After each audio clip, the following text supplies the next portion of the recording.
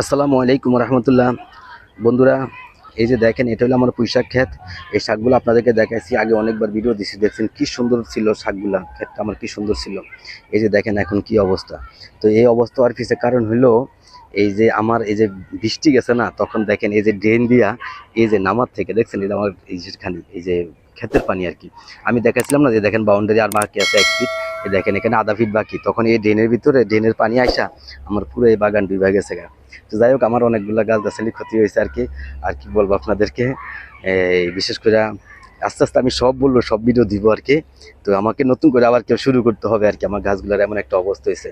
এই যে দেখেন পুঁইশাকগুলোর কি অবস্থা, এত সুন্দর পুঁইশাক ছিল। দেখেন একেবারে সব প্রত্যেকটা জিনিস আমার নষ্ট হয়ে গেছে গা। কোনো একটা জিনিস নেই, পুঁইশাক বলেন, তারপরে এখানে ভেন্ডি করছি, ভেন্ডি নষ্ট হয়েছে, তারপরে আরও আছে, বলবো আস্তে আস্তে সব কিছু আপনাদেরকে দেখাবো।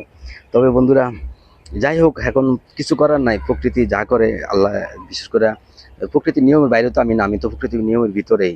তো যাই হোক, আলহামদুলিল্লাহ, আল্লাহ যা করে মানুষের মঙ্গলের জন্য করে, হয়তো ভালো কিছু আমার জন্য অপেক্ষা করতেছে, এই জন্য আর কি। নাহলে এই যে দেখেন এত সুন্দর শাক, এই শাকগুলা আলহামদুলিল্লাহ আমরা খাইছি, এই এলাকার অনেক মানুষে খাইছে। তারপরও আল্লাহর কাছে লাখ কোটি শুকরিয়া, আলহামদুলিল্লাহ, এটা পরিশ্রম হিসেবে খুব সুন্দর শাক হয়েছিল। তো যাই হোক, এখন আমি দেখতে আছি যদি এভাবে বৃষ্টি থাকে তাহলে আর এর ভিতরে আমি আর কোনো পরিশ্রম করব না। এখানে মাটি ফেলাই আবার নতুন করে চিন্তা ভাবনা করবো। যেহেতু এখানে এই পানি একবার উঠছে বা এটা নিচে খুব নরম মাটি, এই মাটিগুলো আপনাদের তো বলছি আমি প্রত্যেকটা ভিডিওতে, এটা নিচে আমি প্রথম বালু ফেলাইছিলাম, এই জায়গাটা অনেক নিচা জায়গা কিনছিলাম আমি। যাই হোক, এখানে প্রথম বালু ফেলাইছি, বালু ফেলানোর পরে এই যে পরে যে ইটগুলো দিচ্ছে, এগুলো হলো ইট খোলার ইট, এগুলো আমি পাইছি একটু কম দামে। চিন্তা করলাম জায়গাটা ভরি আমি কিছু কৃষি কাজ টাজ করতে পারবো, এই আশা করি আর কি মাটিগুলো আমি ফেলাইছি। যাক আলহামদুলিল্লাহ, প্রথম প্রথম দেখছেন তো সব কিছু সুন্দর হয়েছে, ভালো হয়েছে। তো এখন চিন্তা করছি আমি, দেখি এখানে মোটামুটি ট্রলারের সাথে কথা বলছি, নদী দিয়ে ওরা যদি পারে তাহলে আমাকে যদি 3-4 ট্রলার মাটি দেয়, তাহলে দেখা গেছে এক ট্রলারে 300-350 ফিট করে মাটি আসবে আর কি। দেখা গেছে আমার মোটামুটি এই জায়গাটুকু অন্ততকে সুন্দর করে আমি যেন 12 মাস ফসলাদি করতে পারি, সেই ব্যবস্থা করব।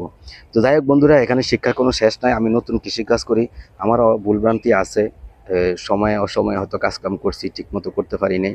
আর এই যে পানি, সেটার সাথে তো আমার কিছু করার নাই। পানি যদি অন্য কোথায় থেকে আসতো বা বের করার ব্যবস্থা থাকতো তাহলে কোনো কথা ছিল না, যেহেতু পানি এখানে সব সমান হয়ে গেছে গাইজ, দেখছেন এখান দিয়ে পানি ঢুকছে, তো এখানে আমার কিছু করার ছিল না, এই জন্য আর কি। তো যাই হোক বন্ধুরা, আজকে ভিডিও দেওয়ার উদ্দেশ্য ছিল এটাই, আপনাদেরকে জানানোর জন্য। কারণ আমি এই পুঁইশাকগুলো অনেকগুলো ভিডিও দিচ্ছি, আপনারা দেখছেন কত সুন্দর পুঁইশাক ছিল, অনেক মানুষে খাইছে এলাকার, যারে আমি অনেক মানুষে দিচ্ছি, যাক এগুলো আমি প্রকাশ না করি, অনেক মানুষে খাইছে, সবাই খুশি হয়েছে। কিন্তু এখন তো আর কিছু করার নাই, তো আমি এগুলো নতুন করে আবার শুরু করবো আর কি, ইনশাল্লাহ। তো আজকে আপনাদেরকে ভিডিও দেওয়ার উদ্দেশ্য হলো আপনারা দেখেন আর কি, আপনাদেরকে জানানোর জন্য আর কি, যে দেখেন আসলে আমার এখানে কি কি ক্ষতি হয়েছে এই বৃষ্টির পানিতে। এক কথায় আমার সবজি, মানে কি বলবো, আমি দেখাবো আস্তে আস্তে, আমার অনেক গাছ, অনেক সবজি নষ্ট হয়েছে আমার। তো ঠিক আছে বন্ধুরা, কি বলবো, আমি যে ভিডিও করি, আমি যে কাজকর্ম, এই যে কৃষি কাজ করি, যদি এগুলো আপনাদের ভালো লাগে অবশ্যই আপনারা লাইক করবেন, কমেন্ট করবেন, শেয়ার করে সাবস্ক্রাইব করে আমাকে উৎসাহিত করবেন। বন্ধুরা, জানি না আমি আপনাদেরকে কতটুকু উৎসাহিত করতে পারতেছি, তবে আমি বলবো আপনারাও যে যেখানে পারেন সেখানে গাছ লাগাবেন। ছাদে পারেন, উঠানে পারেন, বারিন্দায় পারেন, যার যেখানে জায়গা আছে সেখানে আপনারা গাছ লাগান, শাক করেন, সবজি করেন, তারপরে ফুল করেন, ফল করেন, যার যেটা ইচ্ছা, যেটা করলে আপনার সুবিধা হয়, সুন্দর হয়, করেন। প্রকৃতির সাথে একটু সম্পর্ক করে দেখেন, মজা পাইবেন। এর ভিতরে অনেক মজা আছে, বিশেষ করে মানসিক শান্তি। আর সবচেয়ে বড় জিনিস হলো আমাদের দেশে কোনো খাদ্যের ঘাটতি আছে, তো যা খাদ্যের চাহিদা মিটবে, পাশাপাশি প্রকৃতির সৌন্দর্য আমরা উপভোগ করব, এবং জলবায়ু পরিবর্তনে বিশেষ ভূমিকা রাখে গাছপালা। এই জন্য কোনো রকমের গাছপালা যত লাগাইতে পারেন কাটবেন না, অপ্রয়োজনে কেউ কারো গাছ কাটবেন না। বিশেষ করে কি বলবো, কোনো কারো গাছ আপনি হাঁটার সময় খেয়াল করবেন, কোনো একটা গাছ যেন আপনার ভালো, মানে কোনো একটা গাছ যেন আপনার পায়ে নিচে করে এটা মারা না যায়, এটা আমাদেরকে সবাইকে খেয়াল করতে হবে। তো ঠিক আছে বন্ধুরা, আজকের মতো রাখি, আপনারা সবাই ভালো থাকবেন, নিজের খেয়াল রাখবেন, আল্লাহ হাফেজ।